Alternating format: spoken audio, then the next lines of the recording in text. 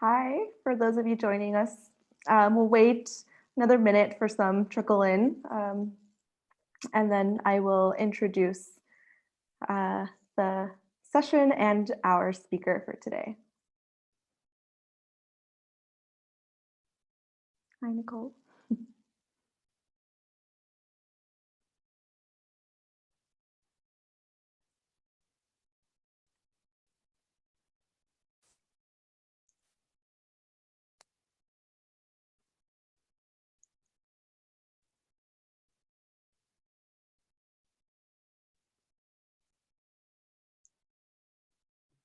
Russell, what time is it where you're at?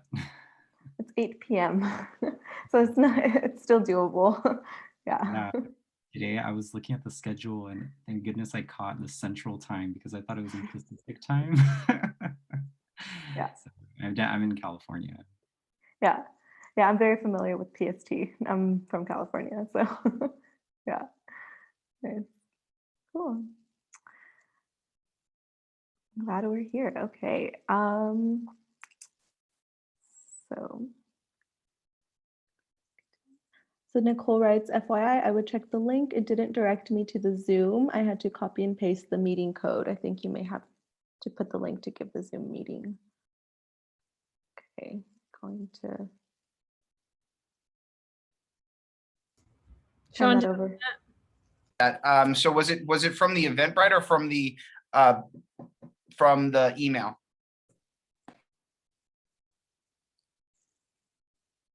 Eventbrite, yeah.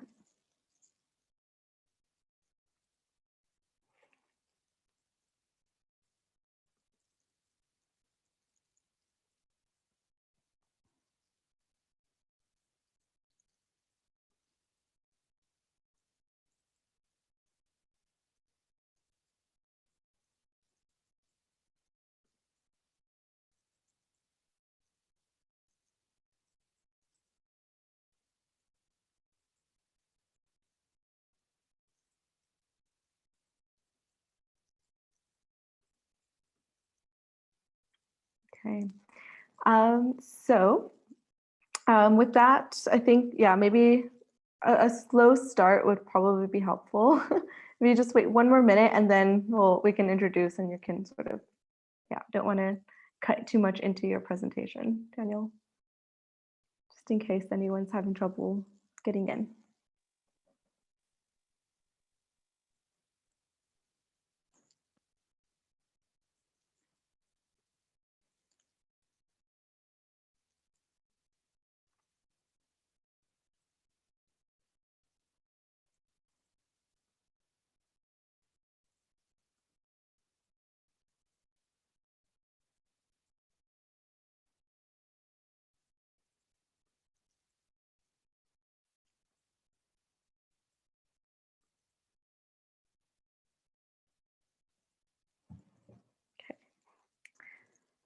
All right, so welcome Brian and Nicole. Okay, we're starting to get some more, I think. Okay, there we go. Hi everyone, welcome.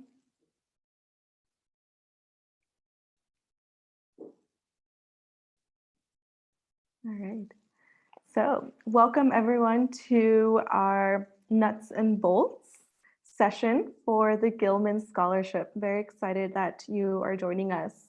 So today, the session, nuts and bolts, we're learning sort of the ins and outs of what the Gilman Scholarship is.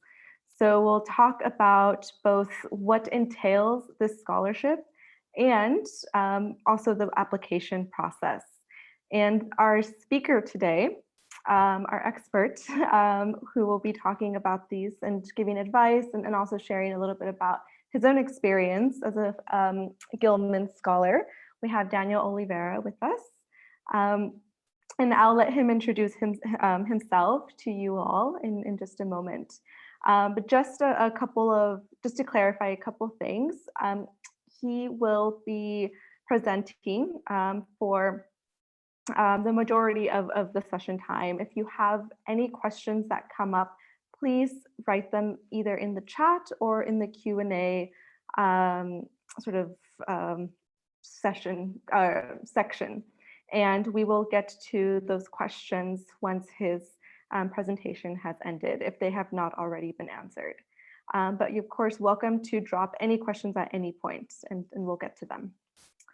All right, so again, welcome. And now I'll hand it over to, also my name is Russell. I'll be the moderator for today. But more importantly, let me hand it over now to Daniel. Thank you so much, Russell. It's a pleasure to meet all of you. I know We Represent is like a really big thing this year, and congrats on making it. So I'm looking forward to talking more about the Gilman. Just a little bit of background about me. I'm a Gilman Alumni Ambassador. So I actually served for a year helping create engagement in our alumni community. So I'm going to be sharing with you some information on how to apply, as well as what the Gilman is about. So let me just share my screen very quickly and we'll get started.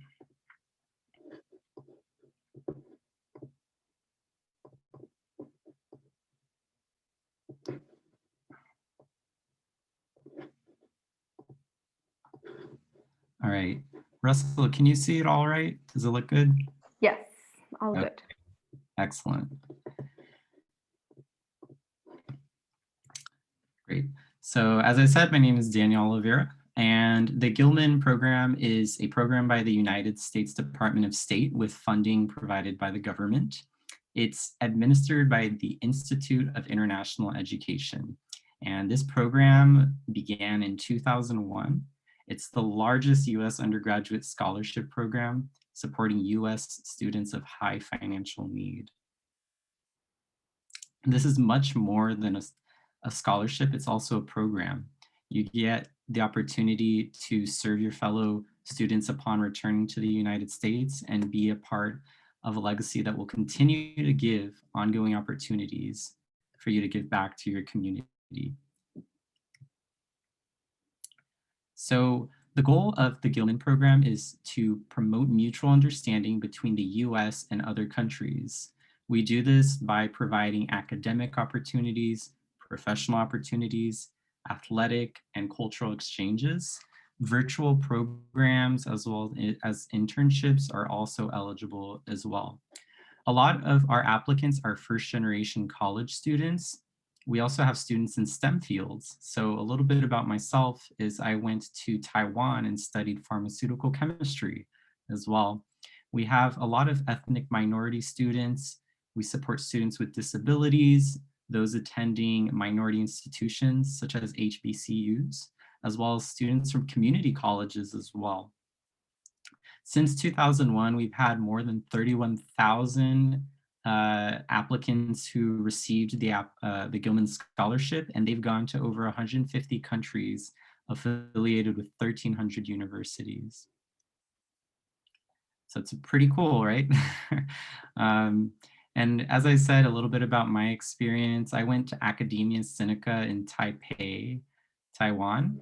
I fully funded my trip through the Gilman Program, and it was a unique opportunity because doing a STEM program in Asia is actually uncommon for studying abroad, but Gilman is very supportive of all majors in all walks of life as well. We'll talk a little bit about the application process and what it takes to show that you're interested in the program. So I'll get there soon. And the great thing about this here on the last bullet point is I got academic progress.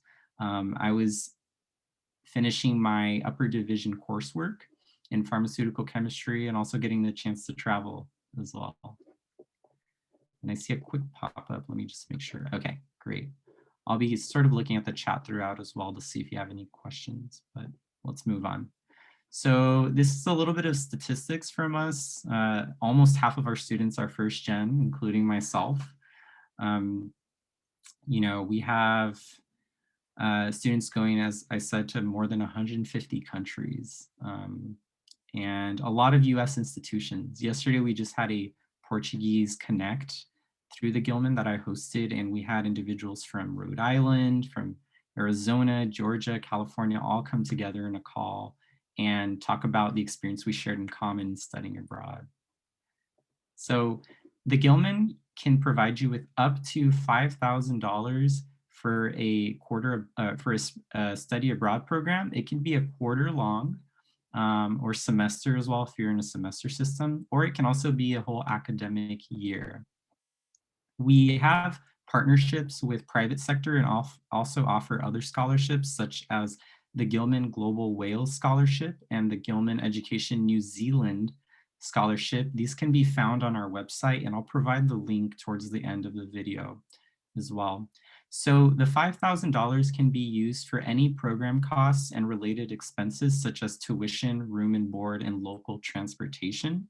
And the award amount will vary depending on student need and the selection process. So note, you can receive up to $5,000, but it won't necessarily mean you will get $5,000.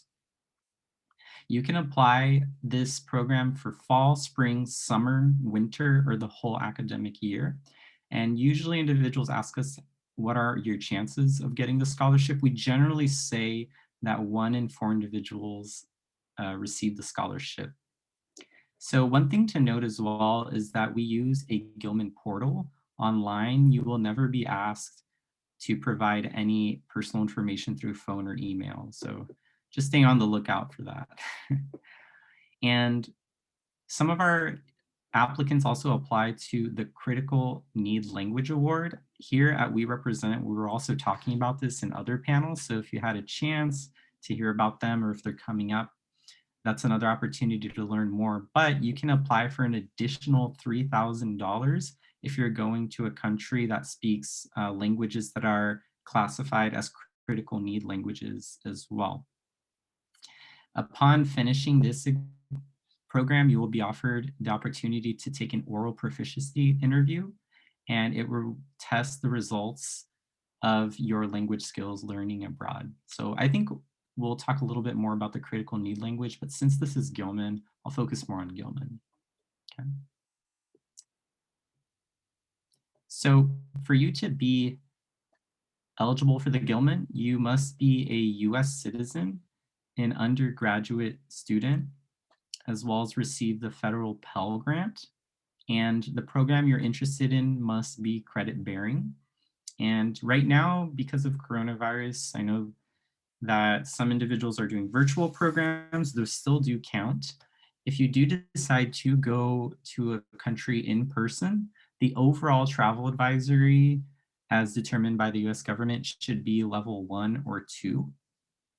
If there are individual parts of that country that are level 3 or 4, you may still be able to go to the country, but you won't be able to go to those locations. And if the overall travel advisory is 3 or 4, then the country is ineligible. So I know that's kind of a lot. We can go over it again. I'll also talk about the virtual options that we're having now. So your program must be a minimum of 3 weeks if you're part of a 4-year institution, or if you're part of a 2-year institution such as community college, it must be a minimum of 14 days. Note that you can also go to multi-country programs as well, and this requirement for 21 days or 14 days still applies to the overall experience, not to any particular country as well. So let me double check. Great, let's move on.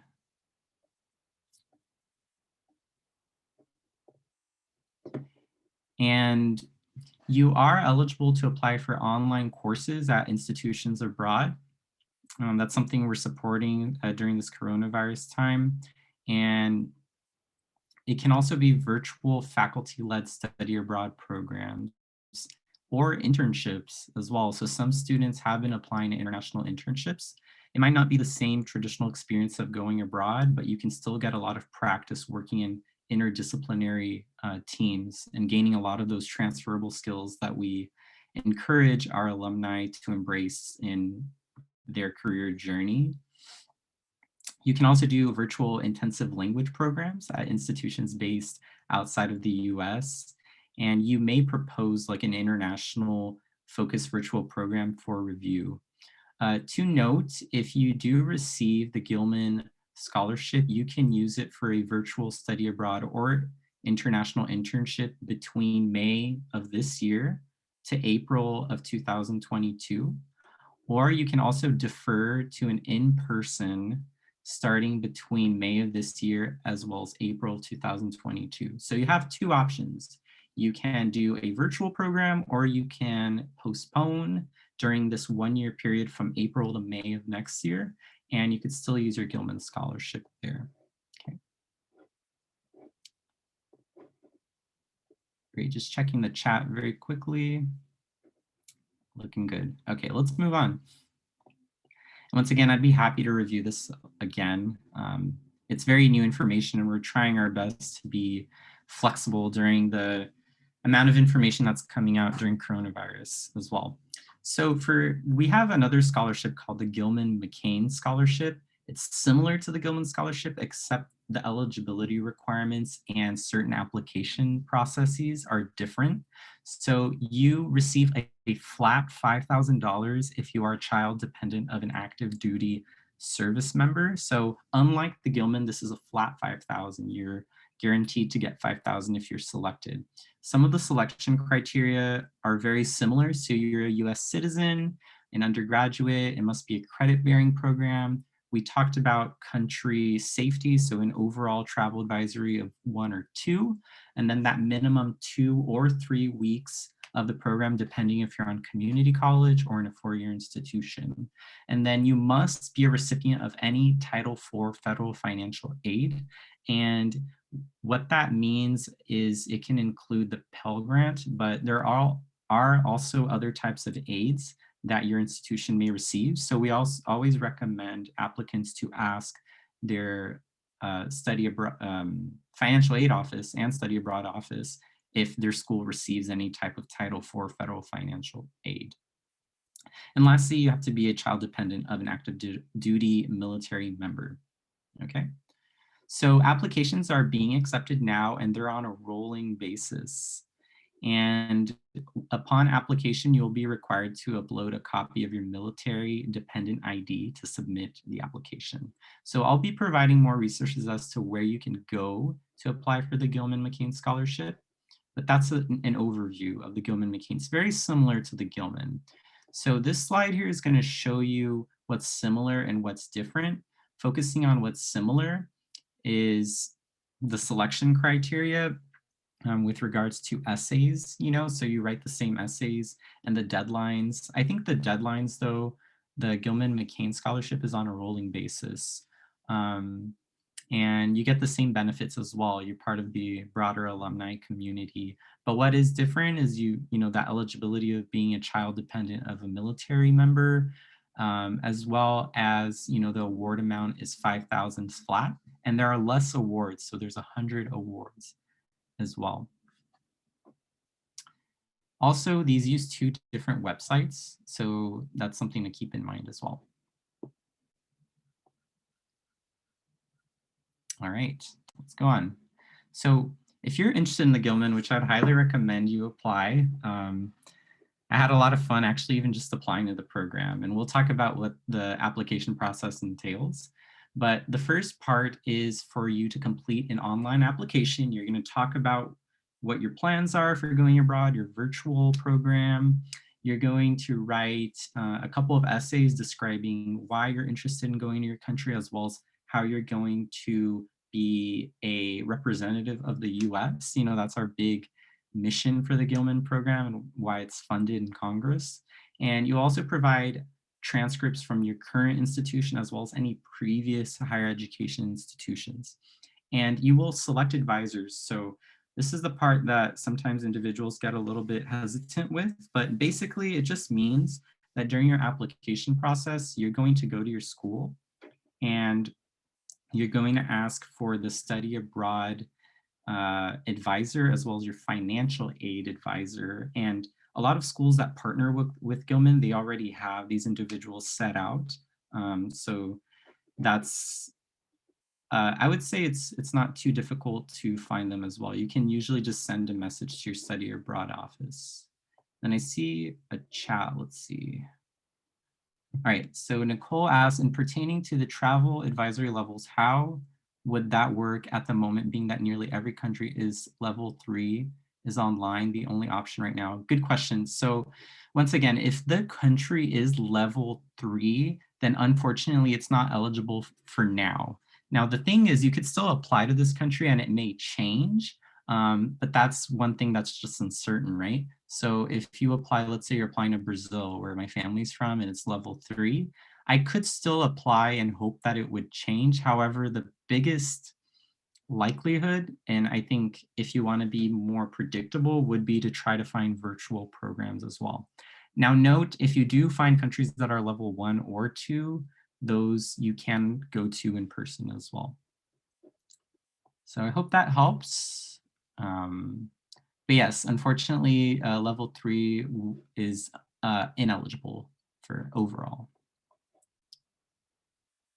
Okay, great.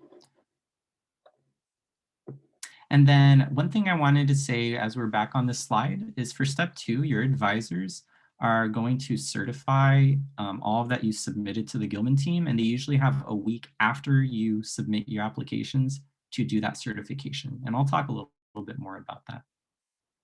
So the first essay is your statement of purpose, and it's about 7,000 characters long, which is about 1.5 pages. It's the only way for the Gilman team to get to know who you are, as well as your reasons for studying abroad, right? So it's usually divided into 3 domains. We have the academic portion of your essay, the professional aspirations you want to bring through Gilman, as well as personal reasons for studying abroad. So I'll give an example. For me, academically, I was able to take classes towards my degree program and do research in an inorganic chemistry lab. And then professionally, I thought that studying abroad would allow me to work with people from different backgrounds. And I've made lifelong friends, you know, as a part of that. And personally, going to Taiwan allowed me to have 3 months where I could, you know, learn a new culture and travel a lot. So a lot of my journaling time and my self-reflection for where I wanted to go after undergraduate happened in Taiwan. But we don't shy away from challenges as well. You know, a lot of our students do come from underrepresented backgrounds, whether it be financially or for whatever other reasons. We also welcome talking about challenges in your essay, but the only caveat to this is describing how those challenges have motivated you to study abroad, or how you've been proactive in trying to face your challenges as well. So you can talk about, you know, what inspired you to study abroad, what challenges you have faced in studying abroad. So for me, I was a very picky eater, and I talked about that in the essay. But I was able to also use that to get outside my comfort zone, right? Which we do, I think, in everyday life in many ways. And a lot of the students who apply to Gilman do have high financial needs. So you can speak on this, but you know, you can elaborate on other challenges you face in addition to that. Yeah, I see Ashley, very picky eater. Let's go on. I will say I tried the best bubble tea in Taipei. I think Taiwan is where bubble tea originated too. Okay, so this is a little graphic we have, you know, 5 questions to ask yourself. What's your connection with the program? What's your connection with the country? You know, how does this relate with your goals, okay? Do you think you'll be academically successful? Like, why do you think you could be academically successful? For me, it was my junior year of college. So by that time, I had the groove of studying undergraduate courses, you know. Do you have examples of experiences, skills, and knowledges that you will bring to the program as well? This is my most enjoyable part of always talking about the scholarship is be yourself. You know, what are your strengths? What's unique about you? Because Gilman really wants to hear about that. Okay, so now we're going to move on to essay number 2. I see there are no questions for now. Thanks for bearing with me, everyone. It's a lot of information, but we'll have more of a chance to synthesize from it all and ask questions, okay? So for your essay number 2, it's going to be what we call the community impact essay. Once again, it relates to our mission of building mutual understanding between the United States and other countries. This will be shorter. It'll be 3,000 characters in length, and it still is important for the selection criteria, okay? So we want to understand how you will be a US citizen diplomat as a Gilman Scholar while abroad, as well as a representative, okay? Some examples can be finding opportunities to become culturally engaged and have meaningful interactions. With me, I had lunch every day with a group of international students at Academia Sinica, and I learned more about Indian culture because most of them were from India as well. And a little bit, once again, to help you if you're interested is, how, do you articulate that you'll be that representative, as well as how will you contribute to the goal of building mutual understanding? This can be, as simple as, answering questions to people when they're asking you questions in English while in another country, since English is used as a very common language abroad as well, and acting very responsibly through that. And also, what are the opportunities you're going to create while culturally engaged? It's a lot of initiative while going abroad as well. Okay.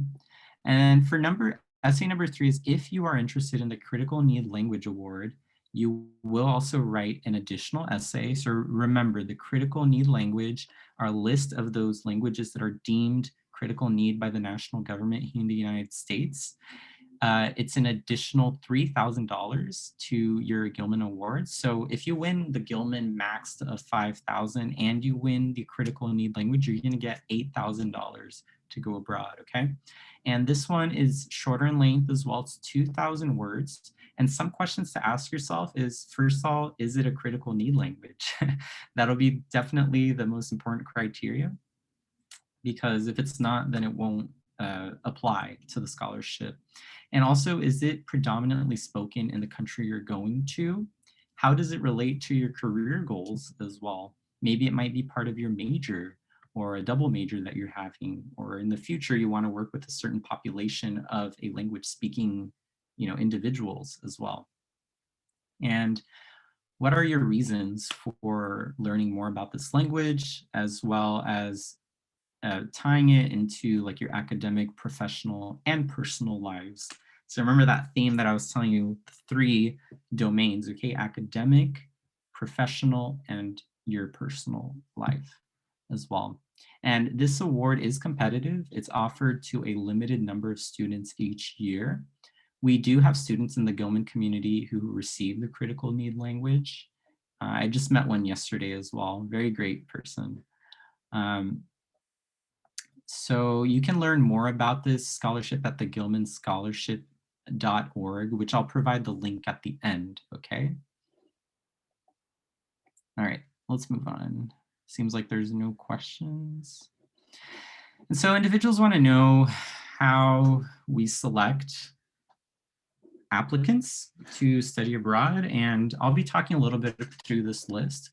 So first, it's the impact of the program and the destination on your academic and career trajectory. So recall that when you're writing in the application, we want to know why you're going to this program and if it's a really good fit for your goals. So before applying to the program, you have to have a general idea of what your goals are so that you can write about them as well. And then we also like to tie it to our mission of building understanding between other countries in the US.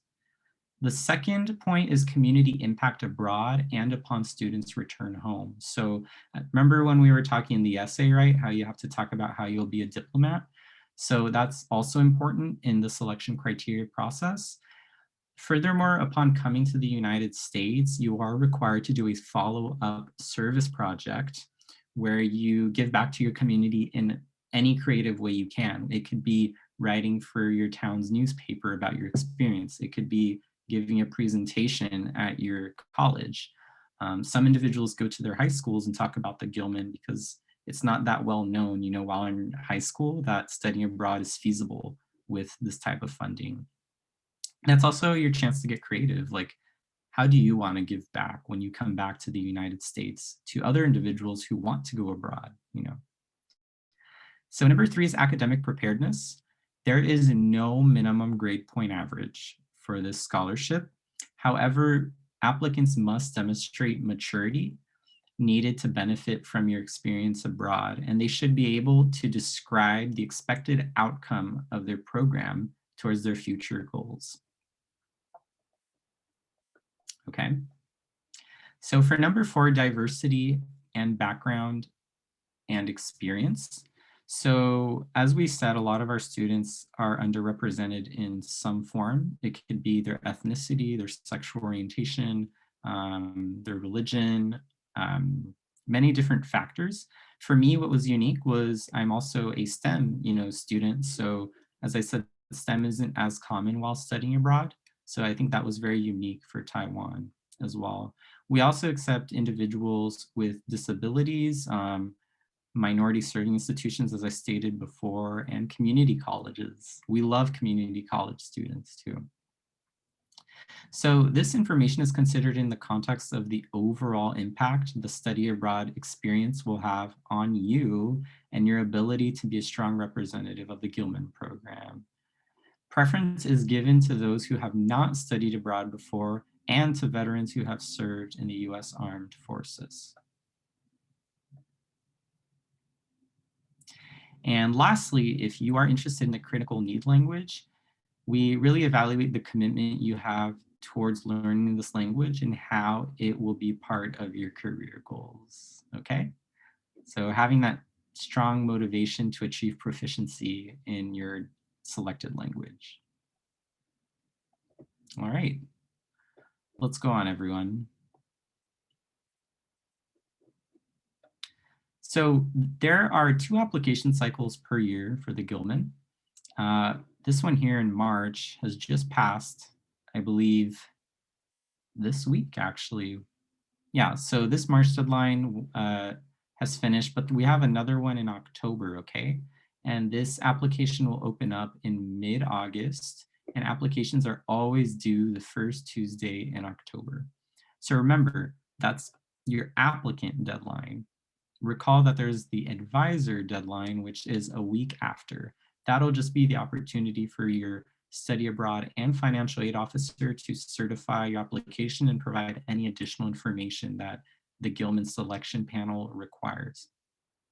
Okay, so you have about 2 months, 1.5 months to apply, and you can apply for programs that start in January 2022 through December of 2022. So recall, you can apply for a 1 semester program, a 1 quarter program. You can also apply for the whole academic year as well. We accept all programs and virtual as well, okay? Applications are due at 11:59 p.m. Pacific Standard Time. So it's really important to get an early start to your application because we always do receive last minute questions that unfortunately the office members can't answer. They're also in Eastern Standard Time, so it's early in the morning for them. And some tips that our applicants have provided us to give to potential applicants, let me move my screen a little, is creating a compelling story that talks about your past, present, and future and highlights how this program will be beneficial to you, right? So for me, I talked about being a first-generation scholar and how growing up, I had to do a lot of self-learning because my family didn't necessarily know of all the resources available, to study abroad or to be career ready. And then I tied it to my present moment at that time of wanting to travel and study abroad in another location and my future of being someone who really enjoys multiculturalism and weaving that into my career, as I'm doing today with you all. And then secondly, as stated before, start your application early and be honest, like show us your unique side. We all bring something different to the table. You might have a very interesting major. You might have a background that other applicants don't have. So we always just recommended everyone to tell their story of who they are and tie it in to studying abroad as well. Our applicants say it takes an average of 5 to 10 hours to complete the application. And the best tip is to begin by planning early because you need to coordinate a lot of information regarding your program abroad, your academics at home, your financial and logistical resources, as well as spend time working on your essay and proofreading them as well. Your study abroad and financial aid advisor will be very helpful during this process to answer any of your questions.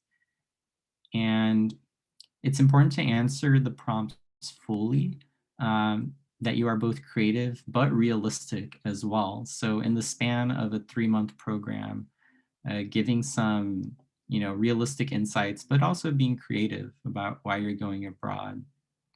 And before you apply, please review your application before submitting it. Take the time to check the accuracy regarding all the information you've inputted, because putting wrong information may cause your application to not meet eligibility requirements as well. All right, so I see a couple of pop-ups. Let me bring them up.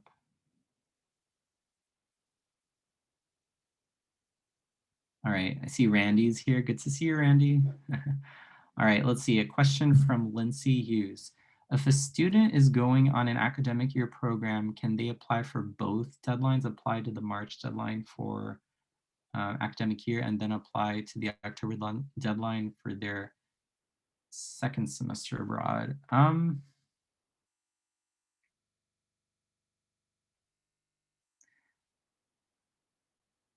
not sure I'm trying to understand what the program would be like. I would say definitely applying to the March deadline would be great, but then applying to the October deadline for their second semester abroad, I don't think it's necessary if that second semester comes in that whole academic year.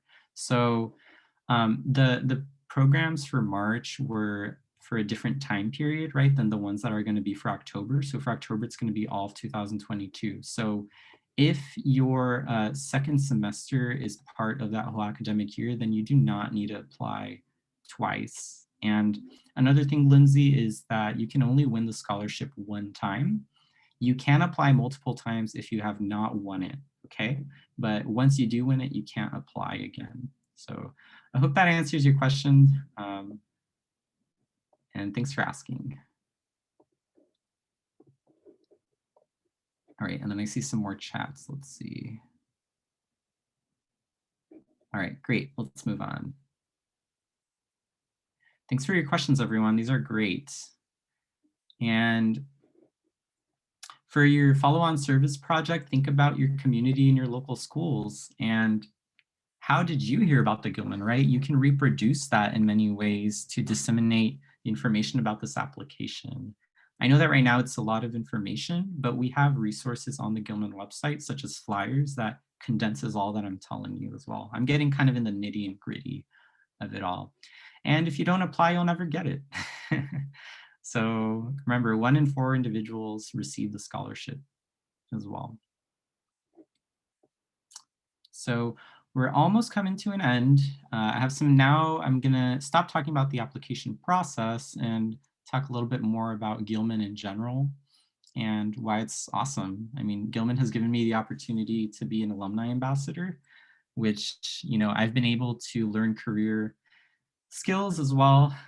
So alumni ambassadors serve for a period of 1 year, and then you get to work with people all over the country. And usually if it wasn't coronavirus, they actually have training in Washington, D.C. where they fly you over and you get to go actually into the White House and kind of lobby and interact with Congress members as well.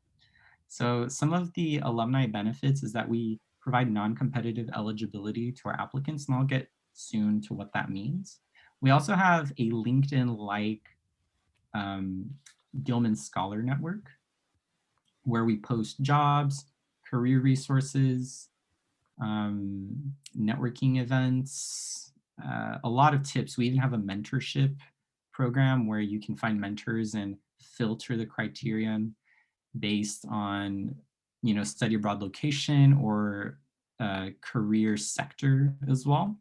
And as I told you, there's the Gilman Alumni Ambassador Program. We receive applications every year and select a cohort. I believe the cohort's approximately 20, but I'm not completely sure on the exact number. And it's been a great opportunity for me to work with others. And we have seminars and career workshops. So we hosted one this year, which was, I think it was cybersecurity, and you get to learn from individuals who are in the field working about it, as well as other Gilman scholars who may be starting out their career as well, like you, so you get a chance to network. And skill developments, so Gilman isn't just about a one-time going abroad and paying. Like, we have a community here to support you afterwards. And we also hope that you can contribute to the new Gilman scholars. So let's go back to the first bullet point, the non-competitive eligibility. Those of you not familiar with federal hiring processes might not understand what NCE is, but basically it's proof that you've been a part of some sort of program, so that if you're interested in federal jobs, you can bypass certain federal requirements during the hiring process. Now, this doesn't necessarily mean you'll get a federal job, but let's say you're going to usajobs.gov, which is the website for applying to federal jobs. You can actually search for jobs using this criteria, and the applicant pool may be smaller, right? Because you'll have Peace Corps and Gilman applicants applying to it. But it does help you bypass some of the steps in the federal application process for federal jobs. I actually used NCE for my first application out of undergrad in a laboratory technician position in Iowa, and I actually got offered the position as well. I didn't take it, but it was a great resource to use, okay? And I believe non-competitive eligibility, I may be wrong about this, but it lasts for a year since you come back from your abroad program. And then if you come back from your abroad program and you're still a student and you're not looking for full-time work, you can postpone or like extend the duration of your non-competitive eligibility as well. All right, let's see, there's one chat. Oh, okay, thanks, Brian, good to see you. Great, let's go on, okay? So we have chances for you to stay connected. We have many social media pages. My favorite is actually the YouTube channel, because we have tutorials and tips on how to go about the application process, and you can hear from individuals who have received the scholarship already. I actually participated in Ask Me Anything session where we interview individuals who go abroad and just talk about their experience. What's great too is you can get a chance to read about some of the experiences of other individuals through the Gilman Global Experience blog. And I believe that alumni can also request to write as well in there about their abroad program. And we have Instagram and Twitter. You can search for the hashtag Gilman Scholarship.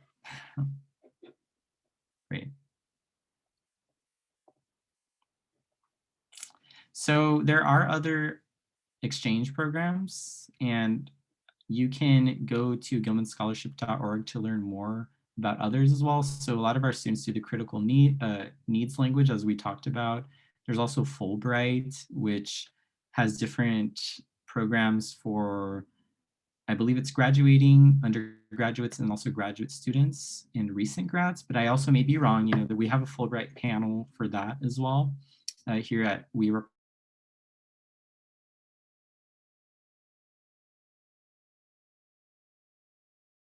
of the US government. One website you can go to is down here, okay, studyabroad.state.gov. You can learn about Gilman as well as these other scholarships on there.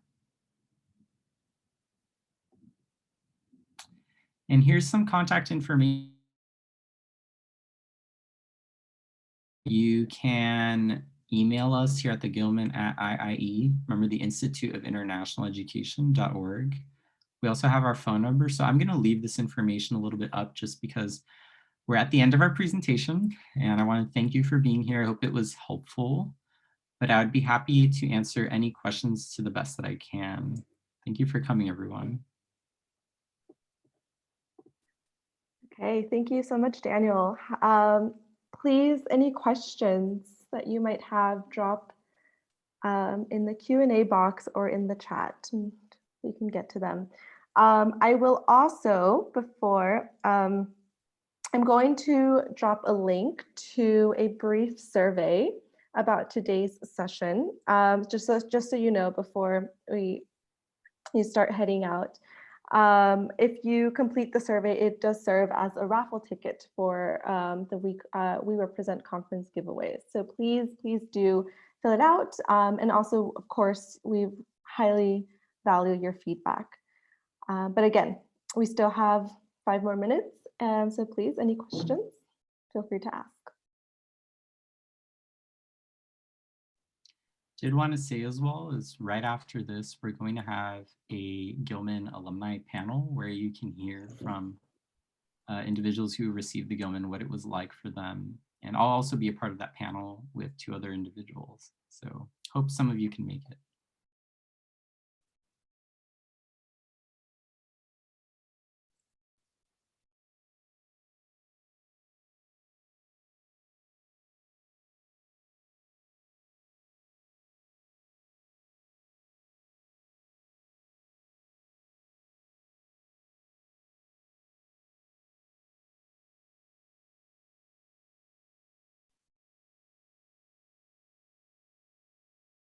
Actually, Daniel, I have a question in case we might have covered it. And I personally don't remember from my own experience after my Gilman, but after you return from your program, what is the time frame for the recipient to complete their project, their community engagement project, and how do they show proof of that or report that? Yeah, great question, Russell. For me, I'm going based off of my experience as well, because actually as part of the ambassador program, I actually forgot, to look up this information, but I believe it's 6 months. So upon returning, you have 6 months to complete your follow-on service project. And in order to show that you've done it, in the Gilman portal where you applied for your scholarship, there's going to be like a new tab where you can upload information about like what you did. I'm not sure if like a screenshot is required, but you can basically just talk about the experience you've had, and then the Gilman team will approve it afterwards. So it's all centralized in one location where you apply for the scholarship, and then kind of how you stay in touch with your duties coming back. And then the Gilman Scholar Network is more of like a LinkedIn for social media and connecting with other scholars. So I hope that was helpful. For me, I spoke with my high school that I went to, and then I talked about my experience doing the Gilman. So I know a lot of individuals also did that as well. Yeah, I think I had like talks at my university similarly. Cool.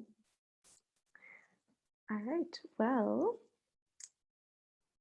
okay, so if there are no further questions, again, thank you, Daniel, and I'm sure wish we could give you a standing ovation from afar for your presentation. Very informative. And thank you all so much for joining in. We hope your questions were answered. Of course, you can always follow up.